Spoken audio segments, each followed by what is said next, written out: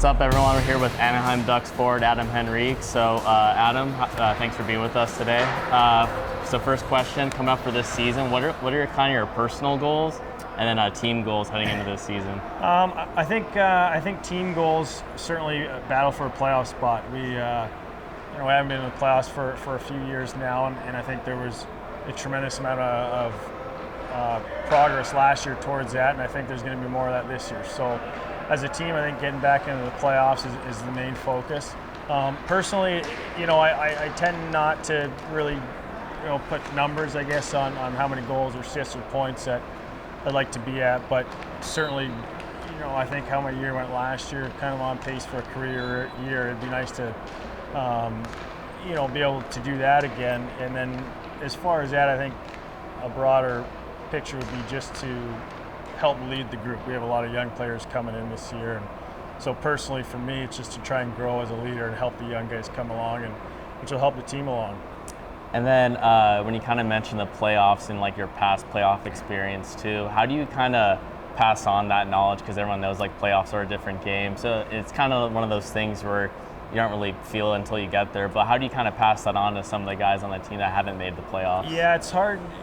I mean, experience helps, and I've made one long playoff run in my career, and to kind of have that, you try to teach the little things, I guess, to the younger players that haven't been there, or even not even looking ahead to playoffs, but throughout the season, you try to help the guys, know what it takes to be a day-to-day player in the NHL, which some guys haven't been there yet, because it's a long, hard year. It's a grind of a season, so you have to kind of take what comes at you differently sometimes, but again, it's right from that opening game, it's kind of full press forward. So everybody's got to be prepared, and it's certainly an exciting time for us. Yeah, and when it comes to your position on the ice, that center position, I think most of your goals, I think, have mainly scored with tip-ins and deflections and whatnot. How do you kind of work on that in practice, like training camps coming up?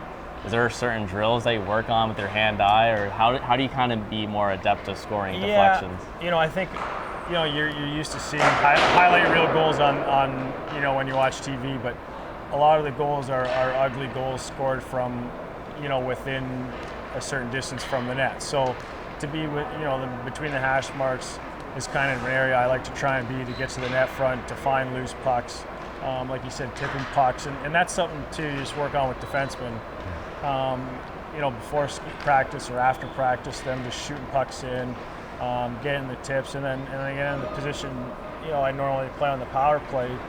The high tip is a great spot to be able to try and score. So with the skill of the defenseman and guys that look for that, it makes it a lot easier on me, and hopefully you can have plenty more of those this year. Yeah, and like we kind of mentioned before, like the team's a nice young team, but you guys lost your Brian Getzlaf to retirement, and it's hard to kind of fill that void in the locker room. But how do you guys kind of step up when it comes to like his offensive production, or when someone like that franchise great kind of retires? How do you guys kind of fill that void for the season?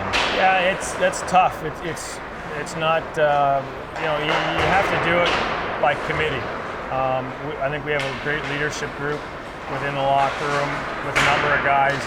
And again, for us leaders, it's about bringing the younger players into that and showing them how to, help, I guess, replace what Ryan brought to us for so many years. So, until that kind of day one when he's not there, it doesn't feel like it's almost real within the group, because every year he's there and somebody that we've counted on for so long. So I think collectively as a group, with the guys that we have, we'll be able to try and fill that void a bit. But and again, those are just lessons that he passed on to us that we try to learn from him, and we try to do the same thing and kind of pay it forward to the younger players. So that's awesome. Certainly a big challenge. Yeah, definitely.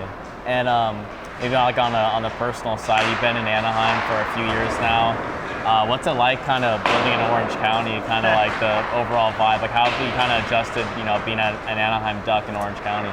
You know what, it's awesome to live here. I mean, the weather speaks for itself. Besides the rain lately, other than that, everything is great. Leave the rink after practice. It's sunny, there's no snow. So I haven't been through a winter for about 5 years now, which almost forget what it's like. But we certainly love it. My family loves it. Love when our family comes out to visit throughout the winter because it's like a vacation for them. And it just makes life outside of hockey for myself or families much more enjoyable. Well, awesome. Well, thank you so much for taking the time to answer some questions with us today, and good luck this season. Awesome. Thanks Appreciate for having it. me. Thank you so much.